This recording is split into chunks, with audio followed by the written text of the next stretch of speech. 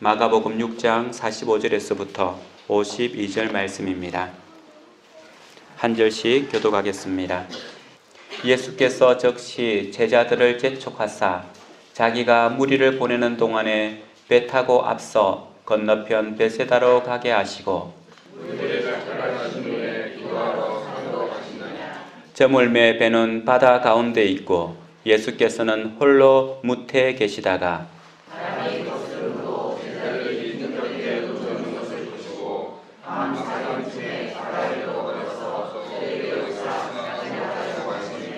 제자들이 그가 바다 위로 걸어오심을 보고 유령인가 하여 소리 지르니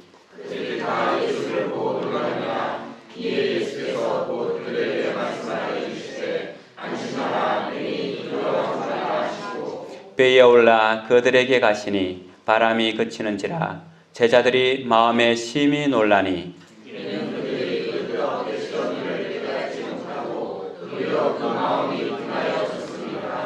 아멘. 우리 같이 옆에 분하고 인사 나누겠는데 오늘은 이렇게 한번 인사해 볼까요? 예수님이 당신의 가장 좋은 친구입니다 라고 인사 한번 나눠주시겠어요?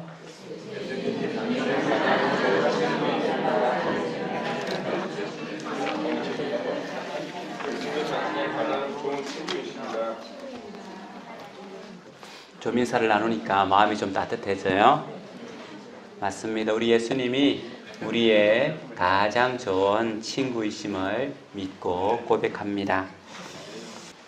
신앙에도 초보가 있고 신앙에도 능숙한 사람이 있습니다. 앞에 일어나는 일 하나하나에 덜커덩 거리면서 힘겹게 하고 어려운 사람이 있는가 하면 덜커덩 거리는 것을 보는 것이 아니라 멀리 몇 발자국 앞을 보면서 천천히 여유롭게 부드럽게 운전해 가는 분들이 있죠. 인생은 실제로 많은 자갈길과 어려운 길이 있는데 그거 다 신경 쓰고 그거 다 부딪힌다고 하면 우리가 살아가는 데 있어서 얼마나 피곤하고 힘든지 모릅니다. 그런데 눈을 들어 주님께서 우리에게 보여주시는 그 길의 방향을 보고 간다면 지금 내가 고달프고 힘들고 좁은 길을 가지만 나중에 더 넓은 길로 나올 수 있다라고 하는 겁니다. 여러분들은 신앙의 베테랑입니까? 아니면 신앙의 초보자입니까? 예수님을 믿어도 만년 초보인 사람이 있고 예수님을 금방 믿어도 정말 베테랑인 것처럼 여유롭게 주님의 길을 가는 사람이 있습니다. 예수님을 얼마나 오래 믿었냐의 문제가 아니라 예수님과 얼마나 깊이 있게 사귀었냐의 문제이죠. 그래서 조금 전에 우리가 고백할 때처럼 예수님이 나의 친구입니다. 예수님 여러분이 친구입니다. 라고 하면 우리 마음속에 확 다가오는 감동이 있어요. 친밀함 믿는 거죠. 그럴 때마다 우리가 그 예수님을 바라보고 나갈 수 있는 용기와 힘을 가지게 됩니다. 예수님을 열심히 따라다녔던 제자들은 신앙의 베테랑이었을까요? 만년 초보였을까요? 복음서에 나오는 예수님의 제자들 3년 동안 열심히 예수님의 지도를 받았던 그들을 보면 어떤 때는 베테랑 같은 모습을 보이고 있지만 대부분은 신앙 초보인 것처럼 보여주고 있습니다. 오늘 말씀은 실제로 놀라운 말씀이죠. 예수님께서 바다 위를 걸으셨다라고 하는 이 일은 놀라운 말씀입니다. 이것은 우리에게만 놀라운 말씀이 아니라 예수님의 제자들에게도 놀라운 말씀이었어요. 그래서 50절과 51절에 동시에 놀랍고 놀랍더라 라고 기록하고 있죠. 이 말씀을 읽는 우리에게만 놀라운 것이 아니라 예수님의 제자들에게도 역시 놀라운 말씀이다 라고 하는 거죠. 50절에는 유령 때문에 놀랐고 51절에는 예수님이 하신 일 때문에 놀라고 있는 겁니다. 오늘 본문의 말씀은 지난주 말씀과 이어지는 말씀입니다. 예수님께서 푸른 초장에서 목자로서 갈 길 잃어버린 그 백성들에게 하늘 만나를 먹여주셨죠. 그래서 5,000명을 먹이고 장정 5,000명을 먹였습니다. 그 사람들은 그 음식을 풍족히 먹었어요. 그 사람들의 반응은 어땠을까요? 그 사람들의 반응도 놀랐습니다. 어떻게 이런 일이 일어날 수가 있어? 어떻게 놀라운 일들이 일어날 수가 있어? 라고 하면서 그들이 맺은 결론은 뭐냐 하면 우리에게 저렇게 떡을 주는 사람은 보통 사람이 아니야. 하나님께서 구약 성경에 우리에게 약속하신 메시아야 라고 하는 결론을 맺은 거죠. 그래서 이 사람들이 구름대처럼 모여서 예수님을 메시아, 왕으로 세우려고 합니다. 이스라엘 백성들이 생각하는 메시아는 그 나라를 다스리는 다윗과 같은 모세와 같은 왕이었어요. 로마의 압제를 받고 있었는데 우리나라가 일본의 압제를 받고 있는 것처럼 로마의 압제를 받고 있었는데 그 고통이 얼마나 심했겠습니까? 그래서 이 백성들을 해방시켜 줄 수 있는 모세와 같은 메시아를 기다렸던 거예요. 그런데 예수님이 놀라운 하늘 기적을 베풀고 있으니까 이분이 메시아야 라고 하면서 예수님을 왕으로 모시는 겁니다. 그런데 예수님은 이 땅에 정치적 메시아로 온 것이 아니라 구원자, 영적 구원자로 오신 거죠. 이것을 보고 있던 예수님께서 제자들에게 이야기합니다. 얘들아, 얼른 배를 타고 건너편 베세다로 가라 라고 하는 거예요. 재촉하여 라고 기록하고 있는데 제자들을 막 재촉하면서 빨리 가라 라고 하는 거예요. 왜 재촉했을까요? 이 제자들이 만년 초보 신앙이기 때문에 그렇습니다. 자기들이 예수님을 따라다니면서 뭐 하나 얻어먹을 게 없을까? 뭔가 자기가 한자리 할 수 있지 않을까라고 기대했는데 수많은 사람들이 예수님을 왕으로 모시려고 하는 거예요. 그러니까 제자들이 덩달아서 옳거니 이제 때가 되었구나. 이제 우리가 한자리 잡을 수 있는 때가 되었구나. 생각을 할 수 있기 때문에 덩달아 흥분하고 날뛸 수 있기 때문에 예수님은 제자들을 재촉하여서 얼른 이 배를 타고 베세다로 가라라고 보내는 거예요. 그리고 예수님은 거기에 모인 군중들을 각각 자기 집으로 돌려보냅니다. 그렇게 해서 오늘 말씀은 시작되는데요. 이럴 때에 제자들이 이제는 배를 타고는 베세다로 가고 있습니다. 그런데 베세다로 가는 그 길들이 만만치 않았던 것 같아요. 강한 바람이 불어와서 그 배가 더 이상 진행할 수가 없었고 바다 한가운데 머물러 있습니다. 노를 젓는 배이기 때문에 저는 참 시골에 산 게 너무 감사해요. 저도 배도 젓어봤거든요. 돛배라고 하는 거 배를 젓는데요. 돛을 하나 젓는데 노를 젓는데 이 노가 바람이 불면 노를 절 수가 없어요. 진행하면 진행할수록 계속 밀리고 하는데 그 바람 부는 날에는 배를 저을 게 못 되거든요. 그런데 바다 가운데 갔는데 역풍이 부는 거예요. 베세다로 가야 되는데 앞으로 아무리 열심히 저어도 앞으로 갈 수가 없는 그런 상황이 된 겁니다. 그때 예수님께서는 뭐라고 계셨느냐 하면 예수님께서는 뭇에서 이 제자들을 버리고 난 후에 뭇에서 산에 올라가셔서 기도하고 계시더라 라고 말씀하고 있습니다. 그런 가운데 이제는 바다 가운데에서 이 제자들이 한가운데에서 더 이상 나갈 수도 없고 돌아올 수도 없는 이렇게 갇혀 있을 때에 저 멀리서부터 이상한 물체가 바다 위로 스르르르르 걸어오고 있는 거죠. 상상해 보십시오. 바람은 강하게 부는데 배는 앞으로 나갈 수도 없고 뒤로 나갈 수도 없고 막 혼란스러운데 저 멀리서 이상한 물체 하나가 배 위를 바다 위를 스르르르르르 걸어온다라고 해보십시오. 완전히 이것은 공포영화지 않습니까? 그죠? 공포영화예요. 그래서 이 제자들이 뭐라고 소스라치게 놀라치면서 뭐라고 하냐면 유령이다 라고 고함을 지르는 거예요. 크게 외치면서 유령이다 라고 하면서 혼비백산이 되는 겁니다. 여기서 유령이다 라고 하는 것은 원어로서는 판타스마라고 하는 단어를 사용했는데요. 판타스마라고 하는 것은 판타조라고 하는 언어에서 나온 건데 판타조는 보인다라고 하는 거예요. 보인다. 판타스마가 되면 눈에는 보이지만 실체가 없는 것. 이제 우리가 5기가 시대지 않습니까? 그죠? 5기가 시대가 이제 했는데 실제로 눈에는 보이지만 실체가 없는 것이 나와요. 그걸 뭐라고 하죠? 막 쏘면은 사람이 막 입체적으로 말을 하는 것처럼 있잖아요. 그런 어떤 형태, 옛날에 사람들이 그런 거 봤다면 아마 유령이라고 할 거예요. 이렇게 판타지 소설, 판타지 음악이라고 하는 것은 이런 판타스마에서 나왔어요. 그러니까 모양은 있지만 눈에는 보이지만 실체가 없는 것. 이것이 바로 판타지 소설 또는 판타지 음악 그렇게 되는 거죠. 눈에는 보이지만 실체가 없는 것. 이것이 바로 성경에서 말하고 있는 유령의 본래 뜻입니다. 유령은 조금 전에 말했듯이 눈에는 보이는데 실체가 없다. 이건 실제로 공포죠. 그래서 제자들이 뭐라고 외쳤냐면 유령이다 라고 하는 것은 겁이 난 상태에서 유령이다 라고 외치는 거죠. 영국의 공포소설가 스티븐 킹이라고 하는 사람이 있는데요. 스티븐 킹이라고 하는 사람이 언제 공포를 느끼는가라고 하는 것에 있어서 세 가지를 이야기했습니다.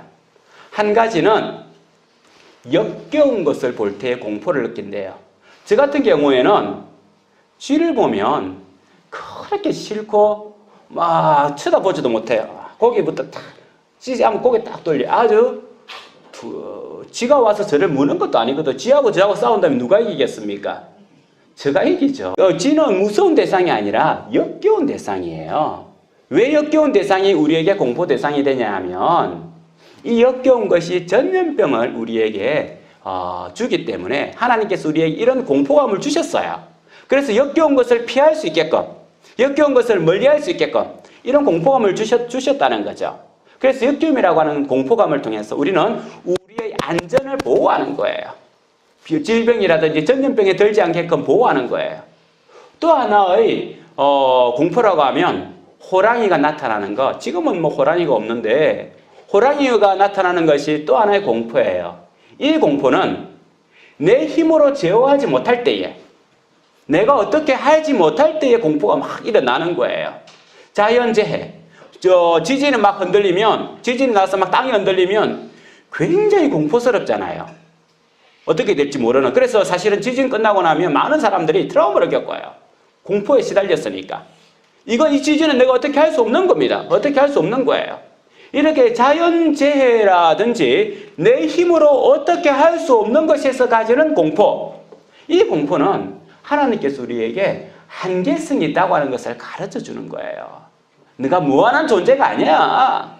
너는 우주를 다스릴 수 있는 존재가 아니야. 유한한 존재인 것. 한계성인 것을 우리에게 가르쳐 주는 거예요. 또 하나는 것은 내가 굉장히 어떻게 해야 될지 모르는, 예를 들면 여러분들이 귀신이 집에 들어간다 라고 하면 막 공포심을 느끼는 게 있어요. 알죠? 귀신이 집에 들어가면 귀신이 안 나온다는 걸 알아요. 쓰러져 있던 백골이 벌떡 일어나가지고 나를 잡아먹지 않는다는 것도 알아요. 그런데도 귀신이 집에, 깜깜한 귀신이 집에 들어가다가 쓰러져 있는 백골이 휙 일어나가지고 푹 부딪히면 막 고함을 지르는 이유는 뭐냐면 내가 지금 안전한지 불안한지 확정을 할 수 없는 이런 상태이기 때문에 가지는 공포예요. 그래서 예를 들면 마네킹들이 막 서 있는 그 쪽으로 걸어간다 하면 어떻겠습니까? 불안해요. 두려워요. 이게 가지는 공포. 또 하나는요. 여러분들이 정말 마음에 들지 않는 사람이 있을 거예요. 정말 마음에 드는 사람은 어떤 사람이냐 하면 얼굴에 표정이 잘 나타나는 사람. 잘 웃고 하는 사람은 좋아하는데 무뚝뚝하고 탁 있는 사람은요. 왜 사람들이 별로 안 좋아하냐 하면 어떤 감정을 가지고 있는지 잘 모르기 때문에 그래요. 어떤 감정을 가지고 있는지. 그래서 아이들도 아이 앞에 두고는 어른들이 무표정으로 딱 쳐다보고 있으면 아무것도 모르는 아이가 어떻게 합니까? 울어요. 왜? 이 아이가 이 사람이 지금 자기를 반기는지 싫어하는지 모르기 때문에 어떻게 대처해야 될지를 몰라요. 그렇기 때문에 무표정한 것은 상대방에게 두려움을 주는 거예요. 이렇게 불안한지 안전한지에 대해서 모르는 것, 밤길을 걸을 때 가지는 공포, 이것도 역시 그런 공포예요. 그래서 우리가 이거 어떤 마음을 가지냐 하면 조심하게 하는, 뭐든지 조심하게 하는 것을 우리에게 가르쳐주는 공포라고 할 수 있습니다. 이렇게 우리에게는 여러 가지 공포가 있을 수 있는데요. 어떻든지 이 공포 앞에서는 사람이 참 약해지죠. 어떤 사람들은 귀신이 있습니까? 라고 묻는다면, 여기서 하면 귀신이 있습니까? 라고 묻는다면 있다라고 이야기하는 분도 있을 거고요. 없다라고 하는 분도 있을 건데, 귀신은 있느냐라고 할 때에 몽달 귀신은 없습니다. 처녀 귀신도 없고요. 우리 홍콩 할매 귀신 그런 것도 없습니다. 그런데 귀신은 있습니까? 귀신은 있습니다. 사실은 처녀 귀신, 몽달 귀신 이런 귀신들을 들미면서 귀신들을 휘화시키든지 사람들을 괜한 공포로 몰아넣는 거예요. 귀신은 사탄의 졸개입니다. 사탄의 졸개이면서 영적으로 우리를 묶으려고 하고 우리를 괴롭히려고 하는 것이 귀신이에요. 이 귀신은 조금 전에 말했듯이 처녀 귀신이나 몽달 귀신이나 홍콩 할미 귀신이나 이런 죽어서 뭐가 되는 귀신이 아니에요. 그런데 이 귀신의 개념을 우리가 잘못 가지고 있으니까 교회에서 귀신 있습니다라고 하면 귀신 있으라고 하면서 몽달 귀신을 생각하는 거예요. 귀신은 이때 우리가 생각하는 그런 귀신이 아니라 사탄의 졸개로서 우리를 묶고 우리를 괴롭히고 공포감과 두려움 가운데 우리를 계속해서 잡아가는 것이 귀신이라고 할 수 있습니다. 그래서 이 시대는 귀신은 또 다른 모습으로 나와요. 중독이라고 하는 것으로 나오고요. 염려, 걱정, 증후군으로 나옵니다. 술에서 빠져나오지 못하는 것, 알코올 중독이죠. 알코올 중독에 걸린 사람은 자기의 자괴감이 듭니다. 내가 왜 이렇게 못났어? 그러면서 질속해서 자기를 괴롭히는 거예요. 게임 중독. 게임 중독은 우리 청소년들만 가지는 게 아니에요. 어른들도 게임 중독에 빠집니다. 그러면서 허황된 세상 가운데에서 막 두려움에 빠지기도 하고 자기를 우월한 존재로 보기도 하죠. 음란물 중독이라든지 또 음식 중독, 니코틴 중독 이런 중독들은요. 자기를 지속해서 괴롭히고 병들게 하는 요소입니다. 우리는 이런 것과 싸워야 되는 거죠. 뿐만 아니라 만성 염려증. 어떤 일이 생기더라도 염려하는 것. 내 아이가 집만 나가면 막 돌아올 때까지 염려를 막 하는 분도 있고요. 날씨만 좀 바뀌어도 염려하는 사람이 있고 조금만 몸이 이상이 생기면 염려하는 사람이 있고 이런 염려증에 시달리는 분들 이 시대가 사실은 이런 스트레스와 중독과 염려 가운데 들어가는 거죠. 이것은 실제로 조금 전에 말씀을 드린 것처럼 눈에는 보이지만 실체가 없는 거예요. 눈에는 현상들이 보이지만 그 실체가 뭔지 몰라서 우리는 어떻게 싸워야 될지 어떻게 꺼내야 될지를 모르기 때문에 실제로 두려운 겁니다. 자기가 무엇을 스스로 할 수 없다는 것, 안전한지 불안한지 특별히 미래의 세계가 어떻게 될지 모르는 그 두려움은 굉장히 큰 거죠. 미래 앞에서 자기가 어떻게 해야 될지 자괴감이 들고요. 무력감이 듭니다. 자괴감과 무력감은 우리를 공포 가운데 계속해서 끌어들이는 또 하나의 모습이라고 하는 거죠. 제자들은요. 바다 한가운데 서서는 앞으로 나갈 수도 없고 뒤로 나갈 수도 없습니다. 어떻게 해야 될지 모를 그 순간에 유령이 나타난 겁니다. 깜짝 놀랐죠. 혼비백산했습니다. 이제 그들이 다 죽었구나. 이제 우리는 죽었구나. 더 이상 우리가 살 길이 없어 공포 가운데 빠졌습니다. 그때 배업을 스르르르르 지나가던 그 물체가 안심하라. 내니 두려워하지 말라라고 하는 말씀을 하는 거예요. 안심하라. 내니 두려워하지 말라. 여기서 안심하다라고 하는 것은 그냥 편안한 마음을 가지세요. 안정된 마음을 가지세요라고 하는 의미도 있지만 그보다 더 큰 의미는 기뻐하세요. 즐거워하세요. 담대하세요. 용기를 가지세요라고 하는 거예요. 한번 상상을 해보십시오. 지금 유령이 옆으로 스르륵 지나가는데 기뻐하세요. 더 무서운 것 같아요. 행복해하세요. 담대하세요.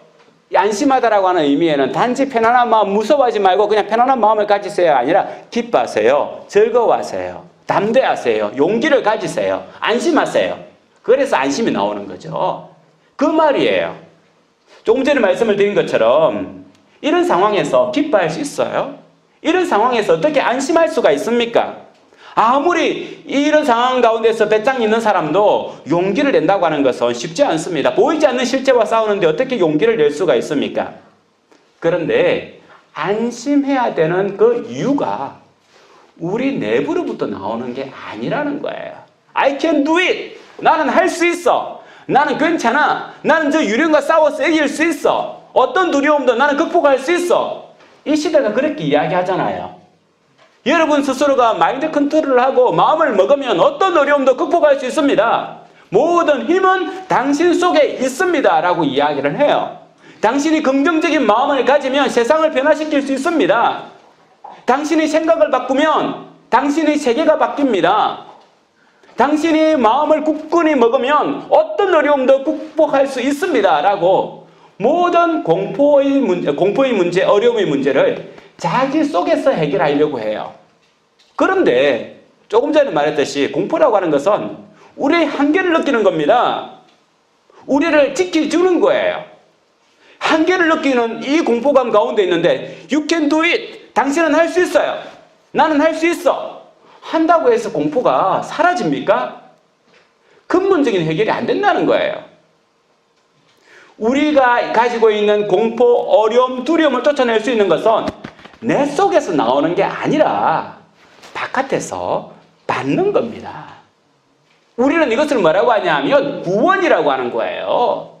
우리가 가지는 구원은 내 속에서 나오는 것이 아니라 바깥에서 선물로 받는 겁니다. 안심해야 되는 이유는 뭡니까? 왜 우리가 그런 상황 가운데서도 공포 가운데서도 유령을 만나는 가운데서도 안심하며 기뻐하며 즐거워하며 담대하며 행복해야 됩니까? 정답은 내니에 있습니다. 내니. 내가 있으니 라는 말이에요. 내가 있으니 안심하고 기뻐하고 즐거워해라. 출애굽기 3장 6절에 보면 이렇게 기록하고 있습니다. 또 이르시되 나는 내 조상의 하나님이니 아브라함의 하나님, 이삭의 하나님, 야곱의 하나님이라. 모세가 하나님 벼엎기를 두려워하여 얼굴을 가리매 14절에 보면 하나님이 모세에게 이르시되 나는 스스로 있는 자니라. 모세가 하나님을 만나가지고 좋았다기보다는 두려웠어요. 막 두려워서 이거 어떻게 해야 되나, 내가 이제 죽었구나라고 하고 있는데 뭐라고 했냐면은 나는 스스로 있는 자다 라고 말씀해주고 있는 거죠. 이게 위로가 되나요? 하나님은 모세에게 이것을 위로의 말씀으로 주신 거예요. 여기서 내니라고 하는 것은 영어 성경에 보면 it is I, 나다 라고 하는 거고요. 에고 에임이, 원어에서는 에고 에임 해가지고는 나는 나다 라고 하는 표현이에요. 나는 나다. 이것은 언제 사용되었냐면 조금 전에 말했던 모세가 하나님을 배웠을 때에 하나님 당신의 이름이 무엇입니까? 라고 물었을 때 나는 스스로 있는 자다 라고 했을 때 나는 나다. I am who I am. 나는 나다 라고 하는 단어에서 나온 거예요. 그러니까 이 단어는 하나님이 자신을 표현하는 이름이에요. 나는 어떤 것으로도 증명이 안 된다는 겁니다. 나는 어떤 것으로도 설명이 안 된다는 거예요. 하나님을 무엇으로 설명하겠습니까? 저 태양으로 설명하겠습니까? 400년, 500년, 1000년 된 나무로 하나님을 설명하겠습니까? 높은 바벨탑과 같은 건물로서 하나님을 설명할 수 있겠습니까? 어떤 것으로도, 이 땅에 있는 어떤 것으로도 설명할 수가 없습니다. 하나님은 오직 하나님으로 설명할 수 있기 때문에 하나님은 나는 나다라고 말씀하시는 거예요. 그래서 제자들에게 뭐라고 하냐면 내니라고 하는 것은 에고 에이미, 나는 나다라고 하는 표현으로 말씀하고 있습니다. 우리의 문제를 해결할 수 있는 것은 내 속에 I can do it, 내가 할 수 있어, 나는 능력 가졌어, 뭘 할 수 있어, 이런 자아의 긍정적 개념을 통하여서 극복하는 것이 아니라 바깥에 있는 하나님이 누구신지, 하나님이 나와 함께 하시는지, 하나님이 나의 친구인지를 깨달을 때에 극복할 수 있다라고 하는 겁니다. 어떤 사람은 그렇게 할 수 있습니다. 나도 우리 애들한테 문 똑똑똑 두드렸을 때 애들이 누구세요 하면 나다 하면 문 열어주는데요. 그렇죠? 나다 하잖아요. 똑똑똑 두드리면 나다 하면 아빠네 문 열어주는 건 나다하고 뭐가 차이가 나요? 라고 질문을 가질 수가 있습니다. 아주 좋은 질문입니다. 그런데 조금 전에 나와 있던 말씀에 보면 이렇게 기록하고 있습니다. 6장 48절을 같이 한번 읽어보겠습니다. 6장 48절입니다. 시작.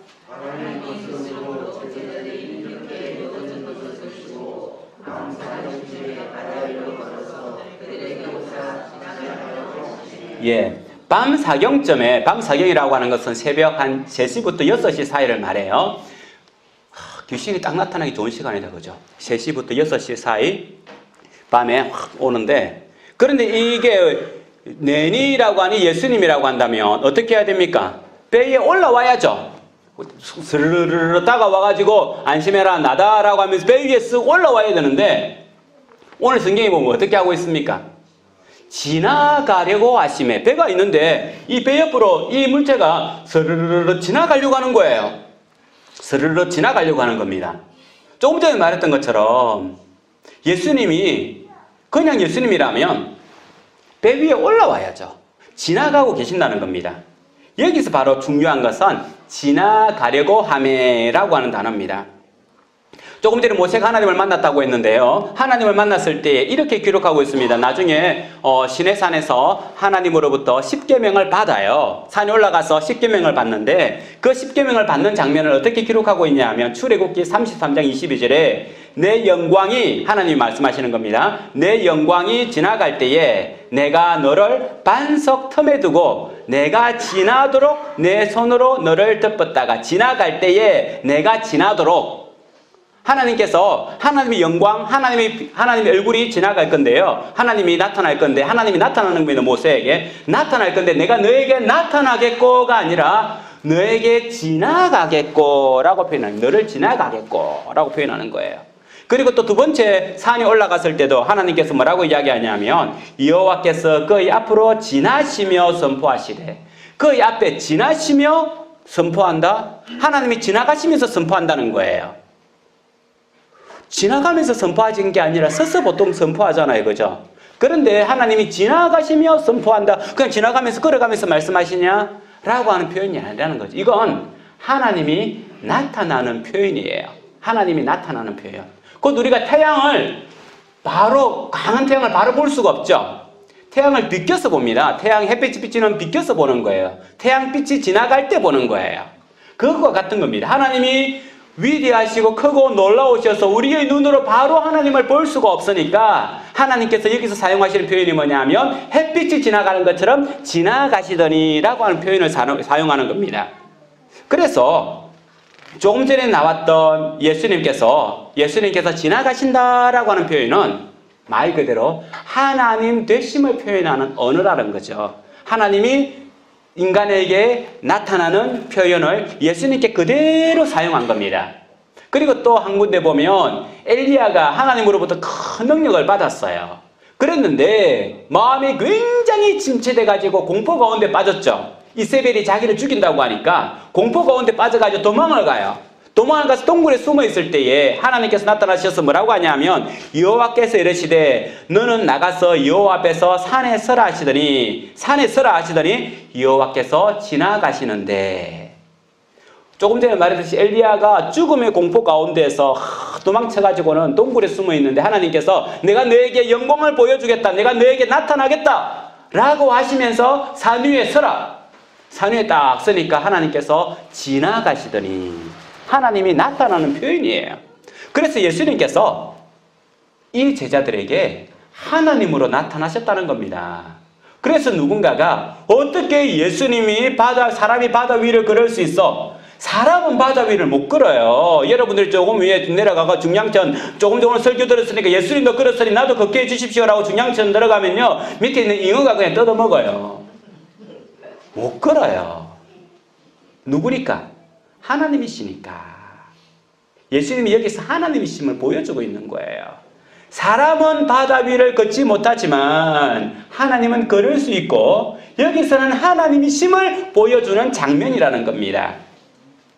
그래서 주님께서는 조금 전에 말했던 것처럼 내니 나다라고 이야기하는 거죠. 나다. 이분은 어떤 분입니까? 그래서 우리의 구원자, 우리의 메시아, 그리스도가 되신 분이죠. 우리를 구원자. 왜 예수님께서 여기에 왔습니까? 제자들을 구해주기 위해서 오셨죠. 제자들 구원해주기 위해서. 어떻게 구원해주고 있습니까? 말씀을 한번 보겠는데요. 6장 46절에서부터 48절 말씀을 같이 한번 더 읽어보도록 하겠습니다. 시작.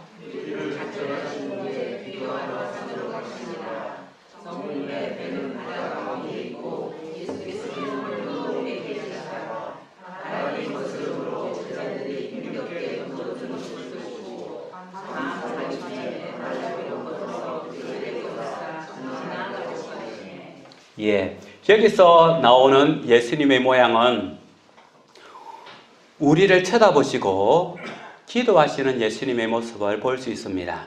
이 말씀을 찬찬히 살펴보면 어떤 그림이냐면 예수님께서 제자들을 보냅니다.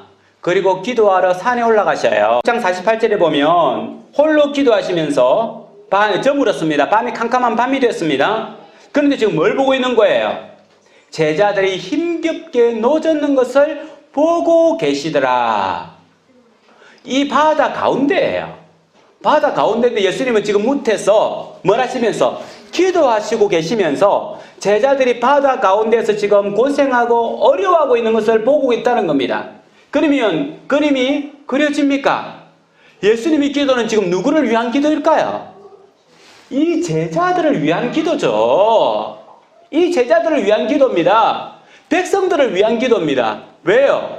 오병이어의 기적을 통하여 이 땅에 있는 백성들이 참 메시아를 알지 못하고 자기들이 정치적 임금을 구하고 있는데 주님 저들의 눈을 들어서 눈을 뜨게 해서 구주를 참된 영적 구주를 만나게 하십시오. 뿐만 아니라 저 제자들의 눈을 뜨게 하여서 내가 누구인지 알게 해주십시오. 기도하는 중이에요. 기도하는 중인데 이 제자들이 바다 가운데서 지금 엄청 고생하고 있는 모습을 보는 거예요. 그러니까 힘을 다하여 이 제자들을 위하여 기도하고 있는 모습이 그려지는 거죠. 사랑하는 성도 여러분, 하나님 우편에서 오늘 또 우리를 위하여 구하시는 분이 누구십니까? 예수 그리스도잖아요. 그래서 로마서 8장 34절에서는 누가 정죄하리요? 누가 너같이 못난 놈이 어딨어? 너같이 더러운 놈이 어딨어? 너같이 재수 없는 놈이 어딨어? 라고 누가 너를 정죄하리요?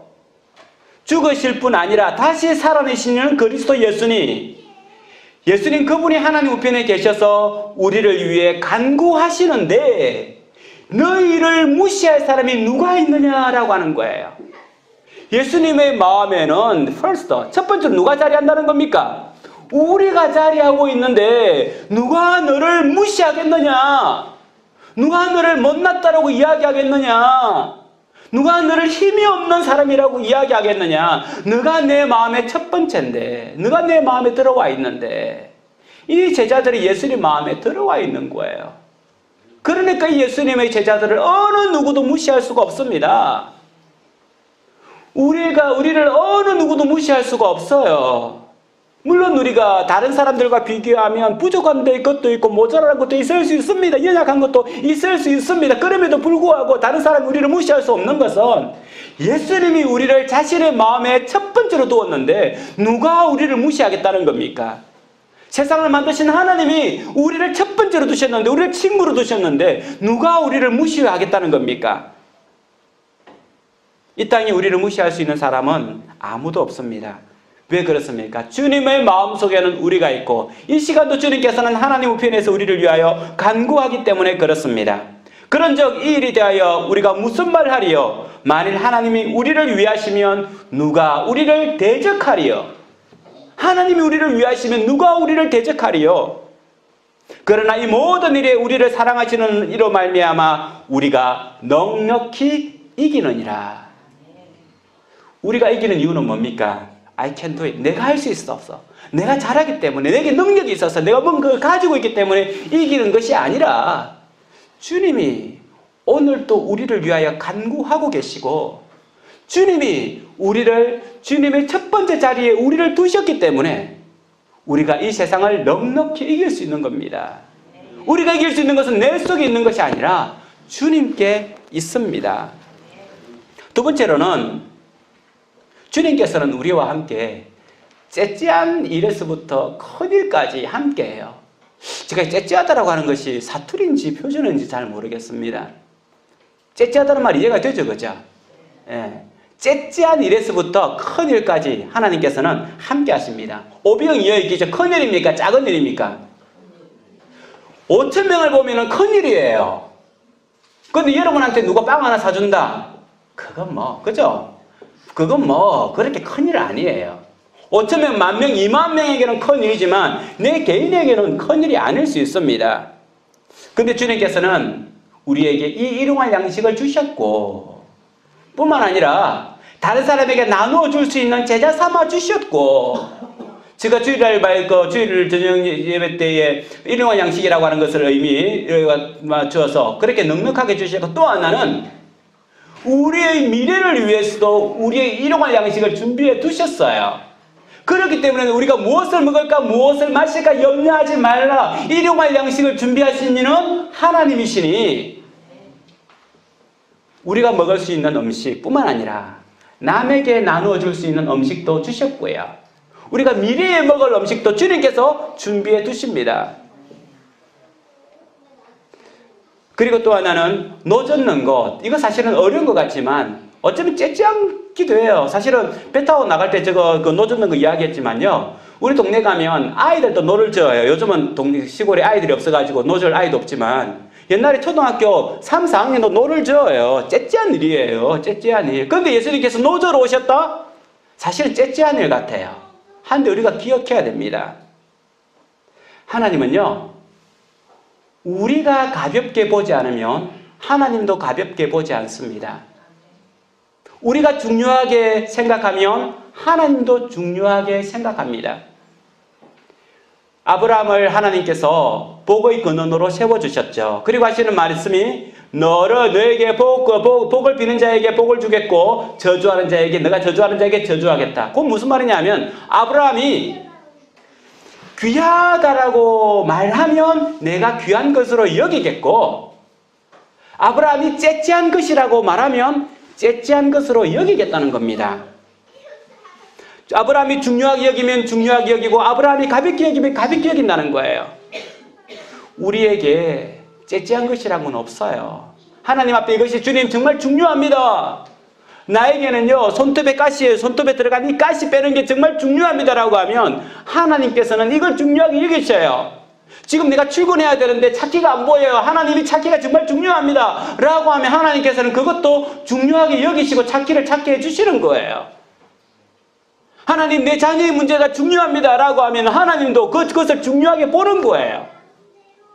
하나님 나의 미래의 문제가 내 자녀의 문제 내 미래의 문제가 참으로 중요합니다 라고 하면 하나님께서 중요하게 여기는 거예요. 우리가 가볍게 여기고 째째하게 여기고 구하지 않으면 하나님도 그것을 이루어 줄 방법이 없어요. 어떤 작은 것도 작다라고 하지 아니하고 귀한 것으로 여기고 하나님께 아뢰면 하나님께서는 그것을 작다 하지 아니하시고 우리의 기도를 들어서 이루어 주시는 분이 주님이라는 겁니다. 배 젓는 거 째째예요. 초등학교 말했던 것처럼 초등학교 3, 4학년도 저을 수 있는 게 배입니다. 하지만 주님께서는 이 제자들이 고생하며 지치고 있으니까 그들에게 작지 않으니까 주님께서 와가지고는 바람을 멈추게 하는 거죠. 바람을 멈추게 하는 겁니다. 이 제자들에게 노젓는 것은 째째한 게 아니었어요. 아니었어요. 여러분에게 째째하다고 이야기해서 말하지 못하는 게 뭐가 있습니까? 주님은요, 여러분들이 귀하다고 말하면 귀합니다. 주님이 여러분들이 가지고 있는 문제가 참으로 무겁다라고 하면 주님도 그것을 무겁게 여기십니다. 주님께 여러분들의 마음을 보여주시기 바랍니다. 우리는 결코 신앙의 초보가 아닙니다. 신앙의 초보로서 맨날 앞에 있는 문제만 바라보고 나가는 것이 아니라 멀리 계신 주님을 보면서 이 앞에 있는 문제들을 다 가지고 올려드리는 거예요. 내가 이것을 보면서 어떻게 할까 하는 게 아니라 주님께서 해결해 주심을 알고는 멀리 바라보고 갈 때에 나의 삶에 안심이 있고 기쁨이 있고 행복이 찾아오는 겁니다. 두려움을 쫓아내는 것은 조금 전에 말했듯이 모호함이라고 했습니다. 제가 고등학교 2학년 때 자율학습, 지금 말하죠 야자라고 하는 게 있었어요. 야자. 저희 학교는 고등학교 2학년 때부터 야자를 했는데 저희 마을이 몇 시에 마치냐면 야자가요 11시에 마쳤어요. 밤 11시. 그러면 11시에 마치고 나서 버스를 타고 자기 집으로 가는데요. 우리 마을은 시골 마을이었어요. 시골 마을에서 그 시내버스의 종점에서부터 한 4km 더 들어가는 마을인데 차가 몇 시에 끊기냐면 10시 20분 차가 막차예요. 근데 하도 교장 선생님이 강한 분이라서 야자를 끝까지 할 수 없는 사람은 전학 다 가. 그래서 몇몇 아이들이 전학도 막 가기도 했어요. 저는 뭐 전학 갈 데도 없고 그래서 학교를 다녔는데요. 밤 11시가 되면 야자를 마쳤어요. 그리고 저는 도남동에 도남동이라고 하는 곳이 여러분들이 혹시 통영에 가면 뭐 타고 가는 게 뭐라 하죠? 케이블카. 케이블카가 있는 게 저희 뒷산인데, 우리 산은 아니고요. 저희 뒷산인데, 그 앞에 있는 동네입니다. 그래서 도남동이라고 하는 통영시에서 마지막 종점에서 내리면 저희 동네까지는 한 4km 되는데, 바닷길을 따라서 산 기슭을 돌아가요. 지금은 우리나라에서 가장 아름다운 길 해가지고는 뽑히는 그 길인데, 지금 가면 정말 예뻐요. 보름날은 바다에서 엄파가 막 비치면 그렇게 이쁠 수가 없는 건데, 고등학생인 저 혼자서, 고2인 저 혼자나 친구 2명이서 그 길을 밤에 한 4km를 지나간다고 하는 것은 굉장히 쉽지 않은 거예요. 11시 20분에 도남동에 내려서 저희 집에 도착하면 12시 20분인데 딱 귀신이 나타나는 시간이잖아요. 그 길에 가면 공동묘지도 있어요. 공동묘지도 동네에서 쓰는 큰 공동묘지가 있었는데 한 번씩 그런 소문도 있습니다. 누가 그 공동묘지 초입에서 하얀 그 속옷을 입은 처녀를 봤단다, 귀신을 봤단다라고 하는 소문들이 옛날에 그런 소문 다 있었잖아요. 다 그렇게 해요. 그렇게 해서 저는 이제 이 산기슭을 돌아서 바닷길을 돌아서 이렇게 4km를 혼자서나 또는 친구와 같이 오는데 얼마나 마음이 이제 고등학교 2학년인데 안 무섭겠어요. 무섭죠. 그럴 때마다 제가 고등학교 1학년 때 교회 다녔는데요. 그 길을 걸으면서 제가 자주 불렀던 찬양이 있어요. 옛날에는 502장이었는데 대산을 넘어 험곡에 가도 빛 가운데로 걸어가면 그 찬양이거든요. 이렇게 작게 안 불렀어요. 그 길을 갈 때 무서우니까 대산을 넘어 막 그렇게 불렀는데요. 말 그대로 산이잖아요. 험곡. 무서우니까 산도 있고 계곡도 지나가니까 이 4km 정도 1시간 정도를 걸으면서 이 찬양을 막 부르면서 갔어요. 처음에는 두려워서 불렀는데 나중에는 내 속에 감격이 나오는 거예요. 기쁨. 하나님께서 이 길을 나에게 지켜주시는구나. 빛 대신 주님께서 나를 지켜주시는구나. 처음에는 공포스러워서 부르는 노래가 나중에는 나에게 안심하라와 똑같은 기쁨으로 내 속에 막 끌어넘치는 걸 보는 거예요. 그런 거 하나님은 그렇습니다. 고등학교 2학년 교회 다닌 지 한 6개월밖에 안 됐는데 까까머리 아이가 이 대산을 넘어 험곡을 막 지나갈 때 하나님 마음이 어땠을까요? 참 자랑스럽다. 그죠? 참 자랑스럽다. 이야, 그런 마음을 주시면서 하나님께서 얘기해 주시는 그런 기쁨이었어요. 그래서 저는 이 공포라고 한다면 그때가 기억이 나요. 그러면서 그 공포가 물어내기 위해서 대산을 넘어 험곡에 가더라고 하는 찬양인데 그렇습니다. 지금은 태산과 같은 그런 큰 산 우리 앞에 놓일 수 있고요. 험곡과 같은 험한 계곡과 같이 발 한번 잘못 디디면 금방 떨어져서 내 사업이 망할 것 같고 내가 하는 일이 박살날 것 같고 내 자녀가 깨질 것 같은 그런 험곡을 지나갈 때도 있어요. 그럼에도 불구하고 우리가 빛 대신 예수 그리스도를 향하여 걸어가면 주님께서 우리를 항상 지키신다라고 약속해 주셨습니다. 우리가 전혀 한 치 앞도 내다볼 수 없는 캄캄한 밤을 갈고 그 캄캄한 인생길을 간다 할지라도 주님께서 나의 길이 되고 나의 빛이 되신다라고 약속해 주셨습니다. 밝은 빛, 예수 그리스도의 빛을 마음에 받아 우리가 찬란한 천국을 바라보면 결국에는 우리에게 할렐루야 기쁨의 찬양이 나오는 겁니다. 사랑하는 성도 여러분, 하늘의 영광, 하늘의 기쁨, 하늘의 평강, 하늘의 찬양이 모든 공포를 몰아내고 우리 속에 찬양으로 자리 잡기를 주님 이름으로 축원합니다. 지금 우리가 가지고 있는 찬양 502장인데요. 같이 한번 태산을 넘어 험곡에 가도 찬양 같이 한번 하도록 하겠습니다.